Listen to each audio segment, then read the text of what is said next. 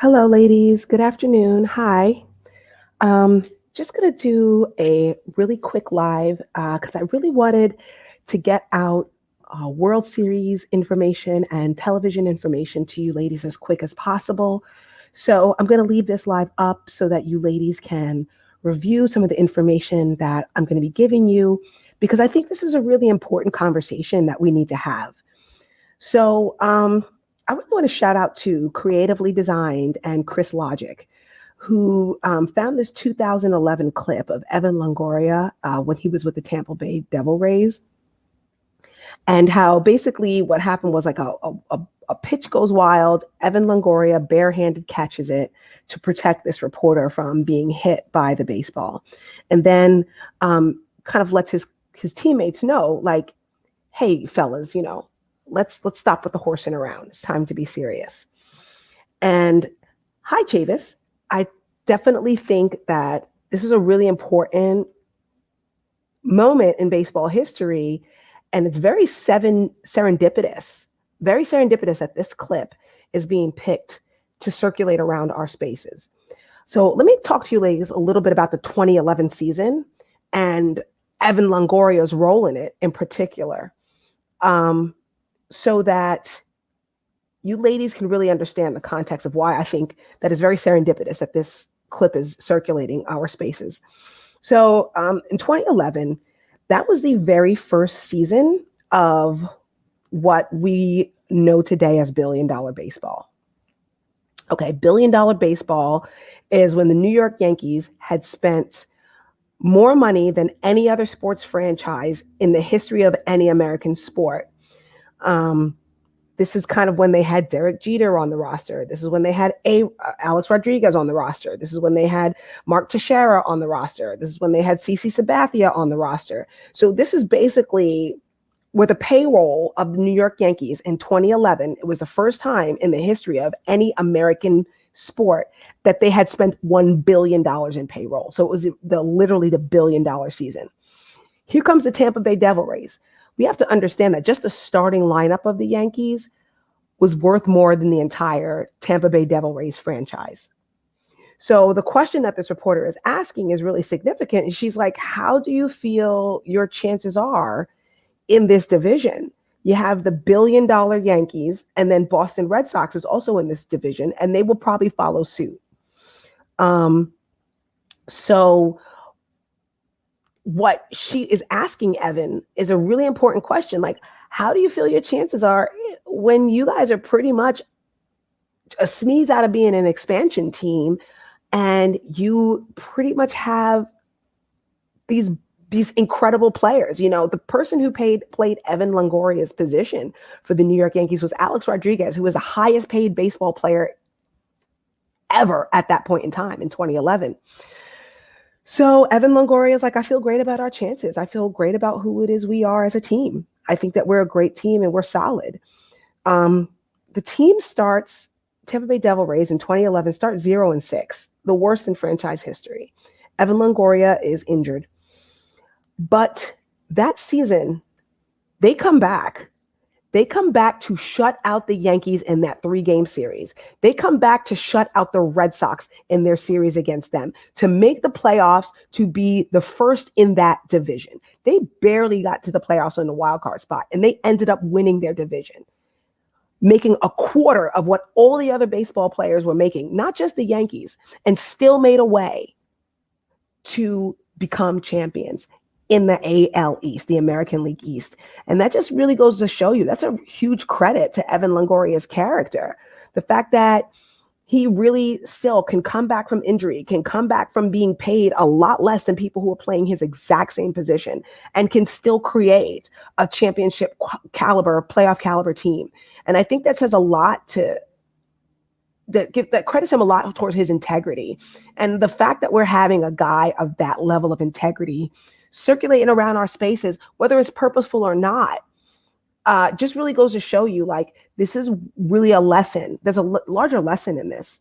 So I just really want you ladies to really put some respect on Evan Longoria's name. That dude is, he is that dude. He is that dude. And one thing I respect a lot about is that when he even got traded, he got traded to the San Francisco Giants. Again, San Francisco Giants was not, they were well past their heyday. It was all a bunch of young teams. It was a bunch of, no, there were no real all-stars on the San Francisco Giants when he got there.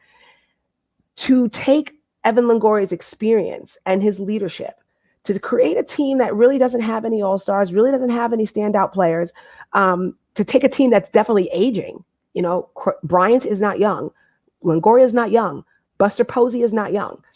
Talkman is not young. To take a team of aging players and then inexperienced players to become the number one team in all of baseball for the 2021 season. And to create a franchise record for the most consecutive wins ever won by the San Francisco Giants. So this is the clip that's circulating around our spaces. And I just want you ladies to really understand that this is a man of true integrity. This is the quote unquote high value man that you really should think about. Because despite injury, despite a pay disparity, despite aging, this guy has always been that dude. He has been the type of leader that we really need to look for as far as character. And one thing I find very interesting is that Evan Longoria, a lot of Major League Baseball players don't go to college. They go straight from the minor leagues, from high school, or from these smaller division leagues. He actually graduated college, University of California California State at Long Beach, or University of California, Long Beach, one of those schools. And his wife actually has a degree in criminal justice, and she's 7 years older than him. So take that, right? Take that. His wife is 7 years older than him and has a degree. So just really think about that, ladies, as as you move forward. People who are making these value judgments on what people do, right? So last night, the Houston Astros secured their playoff spot. I'm about to get you a team in a minute, Chavis. But they secured their spot in the World Series. The last time they won the World Series was 2017. They did play in 2019, but they lost to the Washington Nationals. And that's a very interesting story as well. So we all know the 2017 Astros. Well, we may not know. We're embroiled in a little bit of a controversy. They were accused of sign stealing. Sign stealing is when you look at the pitches, when pitchers and pitching coaches and catchers signal to one another what pitch they think that pitcher should throw, right? So yeah, that's very true. So what the Astros were doing were filming the opposite team and then stealing their signals, basically using the signals, their own pitching signals against them. And then that meant the batter knew what pitch the pitcher was going to throw before the pitcher threw it. They were filming the pitching coaches and catchers, and then they were using trash cans to signal what pitch was going to be thrown next.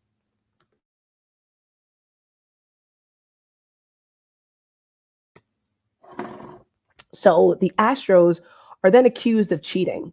And there was a big investigation. There were suspensions. There were fines. It was a really messy situation.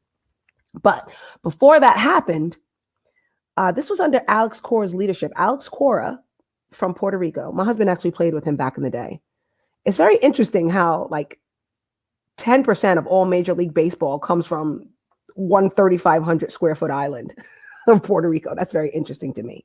So anyway, Alex Cora had worked for the Astros organization and was part of this cheating scandal. But then in 2018, he was promoted to be the manager of the Boston Red Sox. Right? So he was involved. So before the cheating scandal, we didn't know about the cheating scandal until 2019. But basically, 2017, Alex Cora works for the Astros, gets in trouble for cheating. But in 2018, he leads the Boston Red Sox to a World Series as well. So there was some kind of underlying undercurrent that perhaps the same cheating scandal he used to help the Astros win the World Series, he also did to help Boston win the World Series that next year in 2018. So again, that's up for debate. But just to give you guys a little bit of background knowledge. Now, the team that both the Astros faced in 2017 in the World Series and the team that the Boston Red Sox faced in 2018 in the World Series was none other than the Los Angeles Dodgers. And the pitchers' signs that they were stealing were that of Clayton Kershaw. So Clayton Kershaw of the Dodgers was the one who found himself being the victim of this cheating scandal. So, ladies, there's a lot of drama leading up to this. So if there is a rematch between the Dodgers and the Astros in the World Series, like there was in 2017, they're calling it Kershaw's revenge. This is possibly Clayton Kershaw's last season as a Dodger. He's going to be a free agent next year. And a lot of times these very experienced pitchers, sometimes what they do is they'll market themselves out to smaller market teams where they'll get a really big paycheck and then secure themselves a leadership position for their retirement. So this may very possibly be Clayton Kershaw's last time in a Dodgers uniform, should they win the World Series. And ladies, this is like Kershaw's revenge. So this is a lot of soap opera drama happening right now. Now, we really don't know. We can't say for sure because, Atlanta Braves are still very much in it. Particularly this guy right here, Ozzy Albies. This guy came from Curacao to not play any games. This guy has been on fire this whole season and this entire postseason. This man has made plays offensively and defensively that could put a lot of players to shame. This guy is no joke. So make it a point. Make it a point to really be a part of these conversations because a lot of people are going to be watching this. A lot of people are going to be watching the World Series, especially if it is that rematch, and to see if Clayton Kershaw gets his revenge. And I told you ladies back in March, you guys need to keep an eye on Clayton Kershaw because that dude right there, that's one of the baddest pitchers in the land. Now, since 2018, he's really dropped off. I feel like psychologically, a lot of the cheating scandal, because he was a victim of it, I think it really did play with his mind. I think it really did play with his mind. And I think that he has a lot to come back from. And I really think that he is really going to come back from this with a vengeance, should he face the Astros in the World Series, because it basically made people question his legacy as a pitcher. And this guy is unbelievable. This is the type of guy, he don't just strike you out. He strikes you out and sends you back to the dugout thinking about your life. Like Clayton Kershaw would strike you out, and then you would be thinking to myself, like, I should listen to my mother and be an accountant. I got to question my life now. Because he is really that good. He's really that good as far as his changeups, as far as his slider. This guy is unbelievable. So if we're going to check out the World Series this year to see if we will see Kershaw's revenge, tonight will be the determining factor. Is if we're going to get a rematch of that 2017 World Series and if we're going to see Clayton Kershaw's revenge. Another thing I really want to tell you guys is that Major League Baseball is really aiming at you. Major League Baseball is really looking to bump up their female fan base. You're going to see a lot more gear, women's gear, Major League Baseball fan gear. You're going to start seeing a lot more baseball players in commercials that are at products that are aimed towards you. You're going to start seeing, because basically female fan bases are one of the things that is good business, because female fan bases, ladies, you'll buy gear, you'll go to games. Also, because baseball is such a generational sport, you're more likely to raise kids that will watch baseball and play. So they're really going to be directing a lot of marketing at you as female fans. So really pay attention to this sport. Ladies, this sport is not a cheap sport to play. And a lot of men who watch it have played at one point. And I just want to give you ladies just a heads up. Like, this is something we really should be paying attention to, because it's something that they're marketing towards us. They really want us to be a part of it. They really want us to learn to love this sport that is America's pastime, that has such a huge international call. I mean, think about it. Like we talked about Ozzy Albies, right? Like he's from the Caribbean. People from Puerto Rico, people from, Shohei Ohtani from Japan. This sport has such a huge, large, diverse fan base, and they want to add women to that. So, ladies, I'm giving you these talking points for a reason.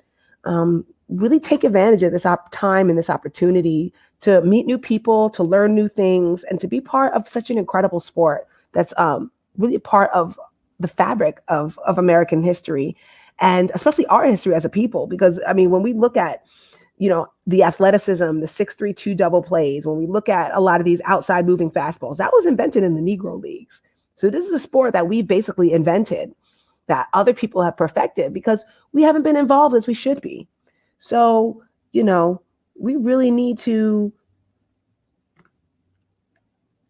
Yes, you're absolutely right. You're right. I think you're absolutely right. High heels. They are hiring more women, for sure, more than ever before. Absolutely. So, like Jessica Mendoza is a big one. So yeah, for sure. Also, I know a lot of talk around YouTube is very funny. The Jordan Peterson Roommates podcast, right? Listen, I feel like I I told you so. Typically, as these guys try to cross over to the mainstream is going to cross over and come for their throats, because basically their ideology is not that of the mainstream. I just really think that it just proves right what I said. Jordan Peterson really said one of the biggest problems of young men today is their adversity towards education. And he had named several men like Jocko Willink and Senator Dan Crenshaw. Like, yes, they're tough men, but they're also have a very high level of literacy. And, and I just thought that was so important that he was talking about, like, emphasizing education for men, and that even though we know that there is some marginalization of boys in the education system, Black boys in particular, all the more reason for us to advocate for them, because what's going to happen is that they end up falling behind. And I'm already starting to see like a lot more advocacy for young boys in education. And I really, have to give my husband a lot of credit, because, he's always coached our kids' little league. And he does private batting lessons. That's his little side hustle. And with that little side hustle, he's taken on a little bit more boys now. And one of the things he's always talking to them about is being student athletes, having good grades, and being a good man for the players on your team. I remember there was this one boy, he was on like academic probation. My husband goes to the school to volunteer his services, because my daughter already plays for the school team.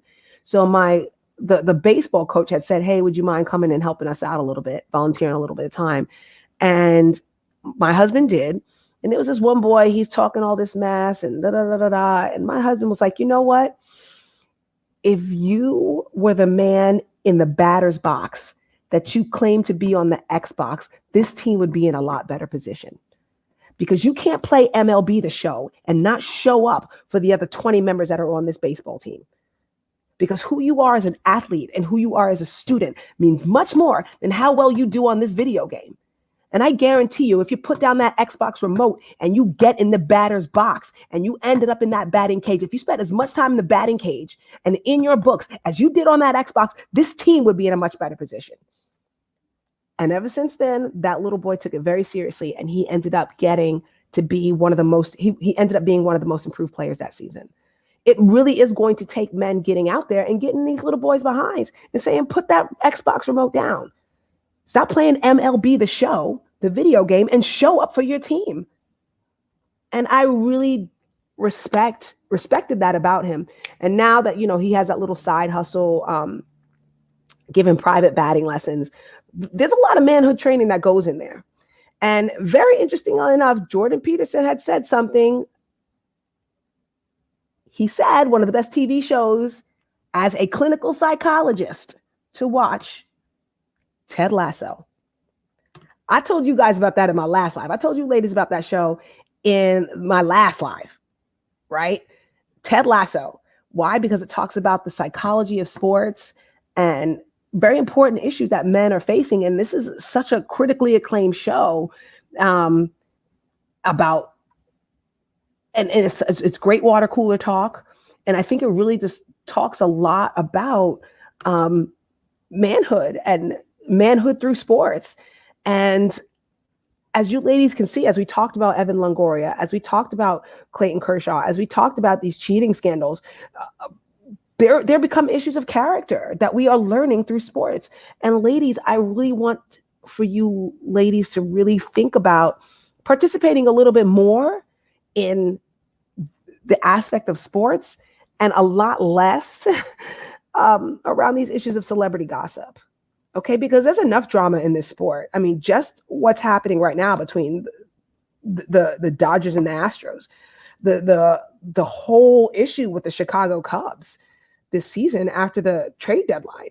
I'm telling you, ladies, like less celebrity gossip and more of what's going on in the real world with sports, because you learn so much about men and their character through sports, the players they like, their memories attached to it. And it's such a great vetting tool.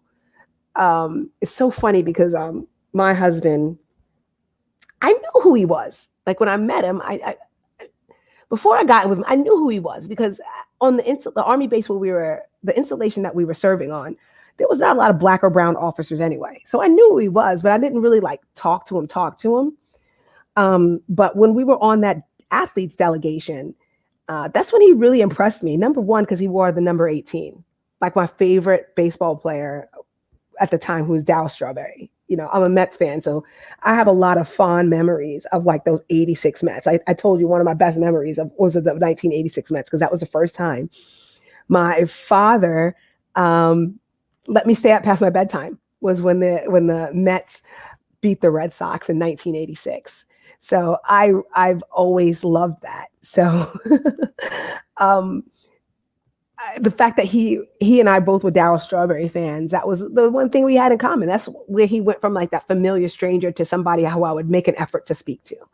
So, and it was funny. He said that said a lot about my character. He says, because if you are that loyal of a Mets fan and your team is that bad, you must be one of the most loyal women in the world. Because my team was so sorry. The Mets was sorry. Oh my God. They were sorry for a good 20 years. But the fact that I stuck by him, he said that, it was very funny. So I think that that's one of the things that have brought us together, and we still have such a good time going. And now that our children like it, my oldest daughter's a huge Astros fan, and I could see why, because during her childhood, they're the team that, we're on top.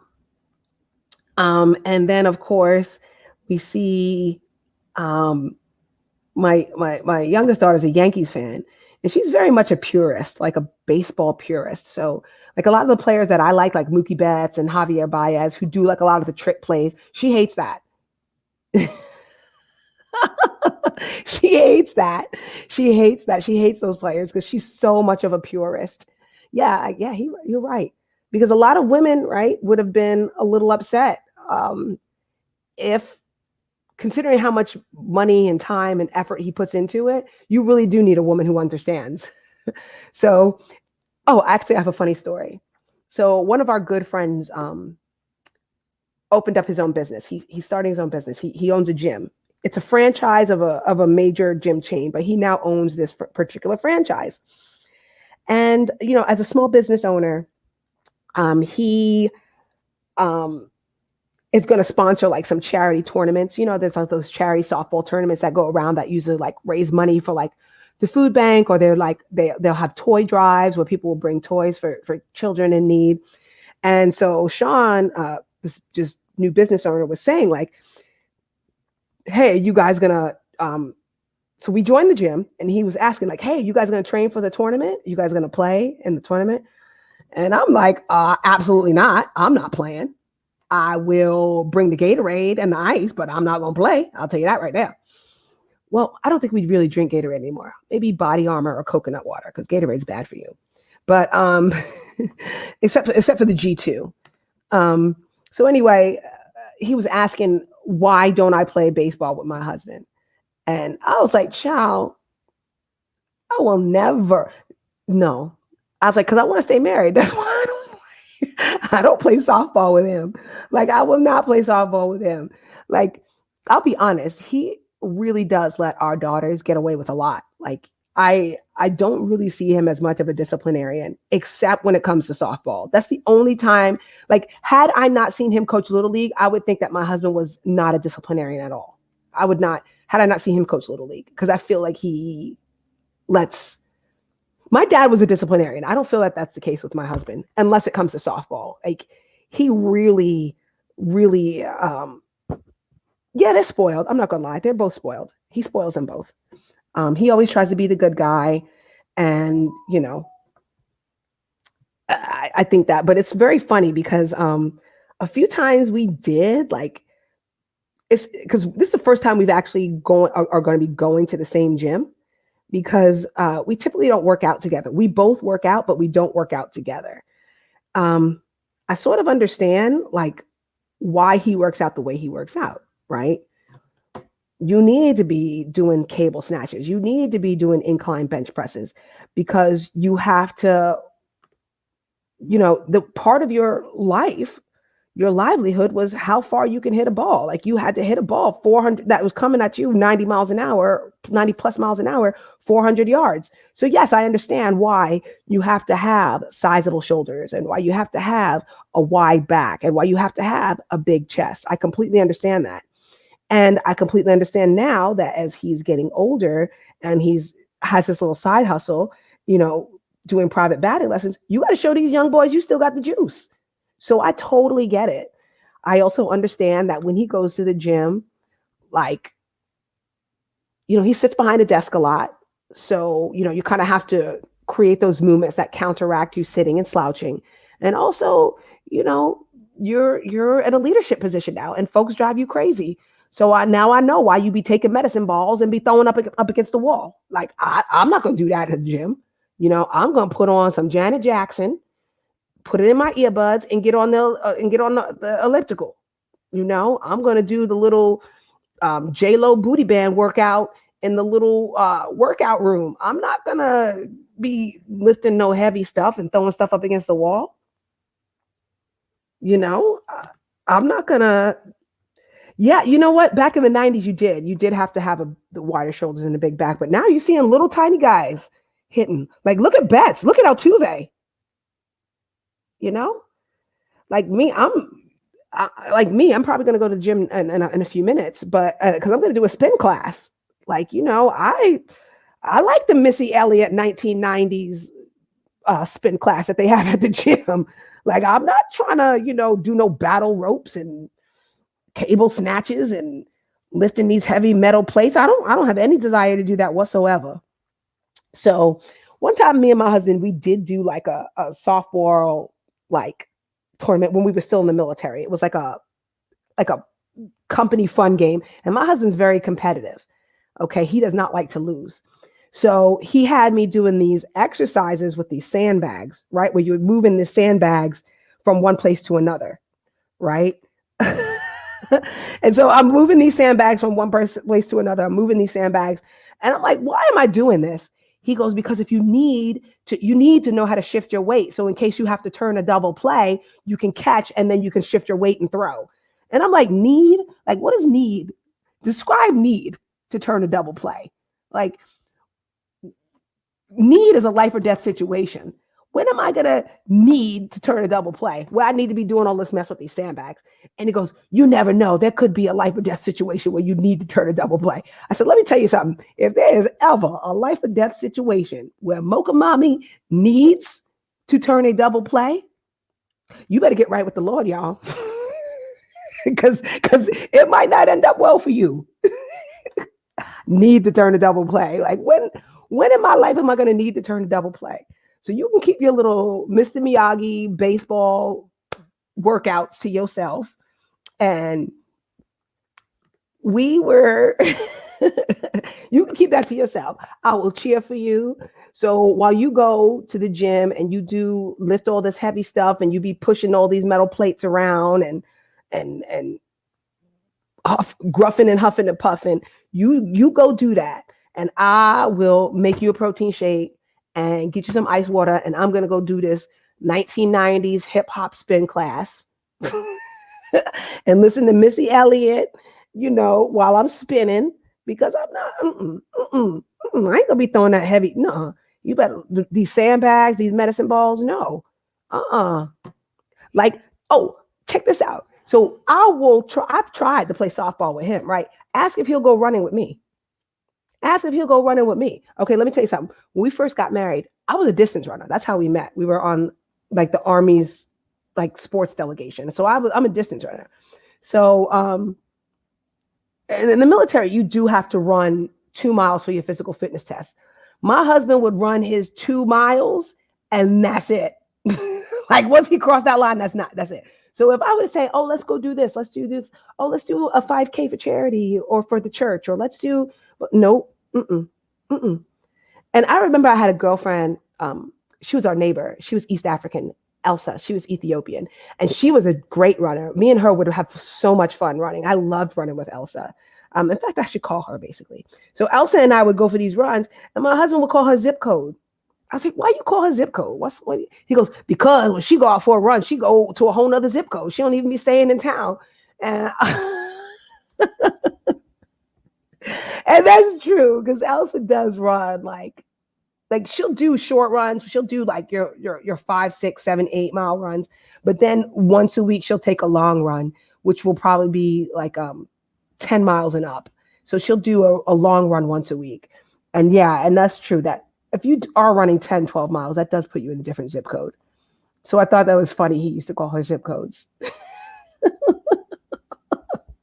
But yeah, I think the longest he's ever run with me was like 4.2 miles. That was the longest he's ever run with me. Now my oldest daughter, she's been running with me, and we did about 5 miles the other day. But yeah, my husband, he's not gonna run, and I'm not gonna lift weights and play softball. So I'm gonna leave that up to the people who want to play. So turns out, good news is that for the charity softball tournament this year, one of the girls that we sponsored who went off to college, I remember I was crying in my video over the summer. Kendra's coming back to town, and her mom said that she signed up. I thought that was so cool. And first of all, I love it. I love when we do these charity softball tournaments, and these girls who have played NCAA and who have pitched, and they strike these grown ass men out. Oh, I love it, because of course they're throwing at like anywhere between 55 and 70 miles an hour, these young ladies with that wind up. So I think that's great. I'm looking forward to that. I'm definitely gonna be in the stands for that one. And it's funny because that's very good advice. It's funny because I remember like that time when Kendra first started getting those pitches up over 50 miles an hour, and me, of course, trying to be like the awesome little league mom, like, of course, I'm going to help you. And no, I'm sorry. But once you start throwing like the speed limit, you going to have to find you somebody else. Like you throwing the whole speed limit. Says, no, I'm going to go sit down. I'm going to get you something to drink and an ice pack if you need it. But I'll work the first aid tent. But once these girls start, because my oldest daughter, she plays. She doesn't play anymore, and my youngest daughter, she's still playing now. Once you start pitching the speed limit, I'm not, 50 miles an hour? No. You think I want nothing coming at me at 50 miles an hour. And all I got to protect me is a glove? Nope, you can miss me with that. So she decided to go to college in Florida. And I am so happy for her. I'm so happy for her. And I love that. I was sad for me because she was going so far away, but I was happy for her. And, she's the oldest of three, daughter of a single mom. So a lot of times when we were taking her to these tournaments, she didn't have anybody in the stands for her. Her mom had two other kids and had a full-time job. Her dad wasn't very hands-on. But when she went to go play at that school, it's a part of Florida where there's a lot of people from the Dominican Republic, right? And they take baseball very seriously. Baseball and softball, they take very seriously. So it's funny. Her mom sent me like a video of her pitching. And you just hear the people in the crowd, échale, mami. Oye, nena. Blah, blah, blah, blah. It was hilarious. And, these guys was like, oh, I want to have your baby. Like you hear the guys in the stands just going nuts because she was a really good pitcher. And I really think that the reason why she's just really excelled is, number one, I think the coaching staff over there is much better. And she goes to a smaller school in Florida. But the coaching staff is, one, much better. And then two, I also think it means a lot to have a cheering section. Like, because a lot of people don't appreciate when people pitch no-hitters. People don't appreciate all the time when you strike out 3 up, 3 down. A lot of people don't always appreciate that. And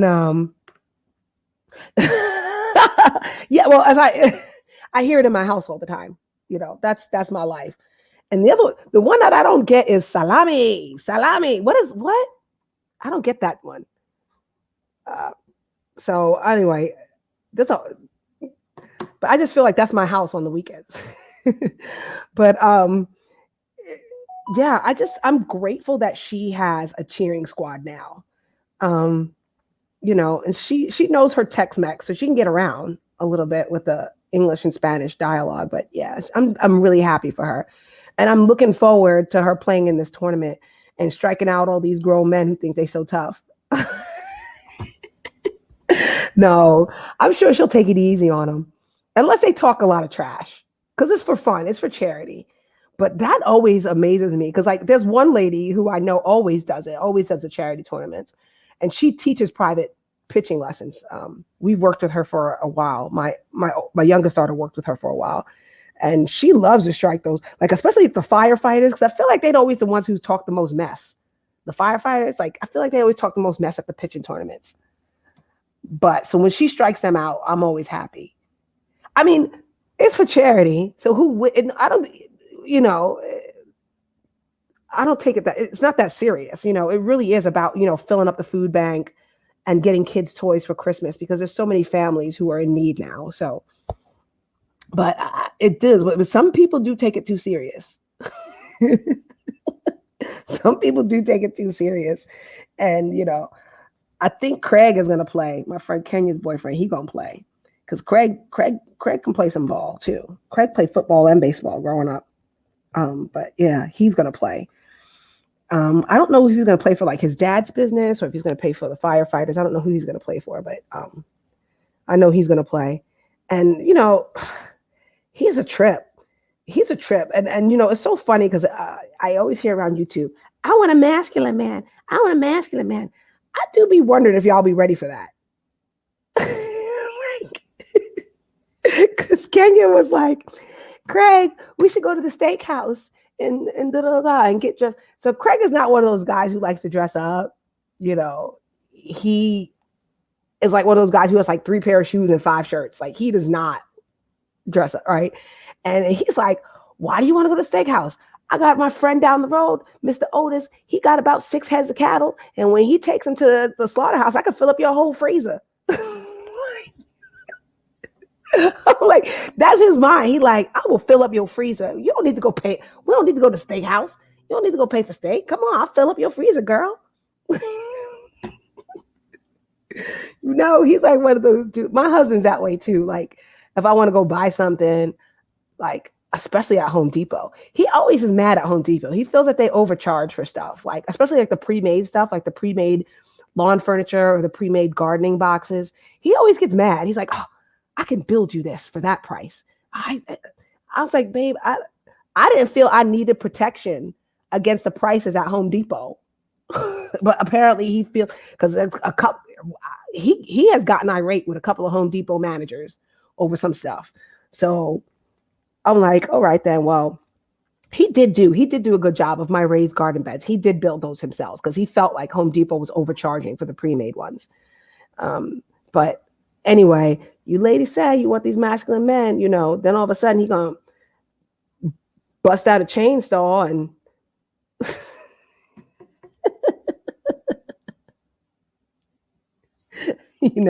and want to just do it himself.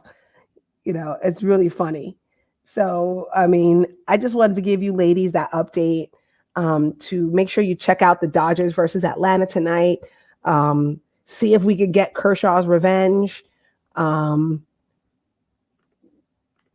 He is a wonderful guy. He's a wonderful, wonderful guy. I'm very, very blessed. But at the same time, I love it. I love his, competitive spirit, and I love it very much, but I do think he's kind of funny though. Especially now that the holidays are coming up. Like, Call Me Coco had this video with this guy who it's just like it's a little short. It's really funny. The guy does all these things and the woman's like, "Do you love me?" after he does all the chores for her. But that's how a lot of masculine men show their love. They do a lot of chores for you. Like that's their love language, is acts of service, So, you might not get all the kisses and cuddles, but he'll build you a patio set, and now that the holidays are coming up and, we pretty much know, like, we're not going to hint about it. Like, he's in a house full of women. We know not to hint. We know to, like, give him a picture of exactly what it is he wants. Like, go to Nordstrom's, ask for this sales lady, and show her the picture of this purse right here, and go get me that. My daughter say, "See, Dad, this right here, I'm going to put this in your Amazon cart so you can order this for me." Like, he's not really going to pick up hints. So, you're just going to have to, that's just how they maneuver. Because, they're not going to always dress the best. Sometimes, they're going to be very content with simplicity. They might not always have like enough pillows on their couch or on their bed. They tend to be a little bit of a minimalist, but then they appreciate the flourishments you add. Like, they appreciate the scented candles and the nice bedding, and the fact that the house smells nice, and the fact that that you've embellished the yard with flowers. They appreciate those things even though they don't do it themselves. So just give you an idea, that you ladies say you want masculinity, but sometimes you might be sacrificing fashion and flourish. You might end up knowing everything there is to know about, Clayton Kershaw and his ERA and his average on the mound and pitching, but he ain't gonna know the words to the songs on the radio. He probably is not gonna go to spin class with you. And I'm about to get ready to go now, but he's not gonna go to spin class with you. He'll drive you to the gym. He'll pay for your membership. He might go lift weights while you in spin class, but he ain't gonna. He do not care about the '90s Missy Elliott remix at spin class. No, he don't. So anyway, I just hope you ladies have a really good weekend. I agree with you, Afrocentric women. I agree with you. But just make sure that as a woman, you're self-aware. Like, you're self-aware. And that's what you would prefer. Because some women really do want their man to be their best friend. They want their man to go shopping with them and give them input on outfits. They want that. And make sure that you're aware of that. Make sure that you're self-aware. And I think that's the biggest thing out there, ladies. So because I love baseball, I know I'll be up tonight watching the game. I'm really excited to see how this turns out. I'm excited for Kershaw's revenge if we do get a chance to see it. He definitely is one of my favorite pitchers, but at the same time, too, I love Zach Greinke and Justin Verlander, too. So, again, I'm not going to count Atlanta out because Freeman's been having an awesome season. Albilas has been having an awesome season. We still have yet to see Marcell Ozuna turn it on, right? So again, I'm looking forward to it, and I'm also looking forward to all of the talk around it. You know, all of the hoopla when I go back to work, especially because many of the physicians are Dodgers fans because, so it's going to be exciting. Anyway, I'll talk to you ladies later, and you guys have a good afternoon. Bye-bye.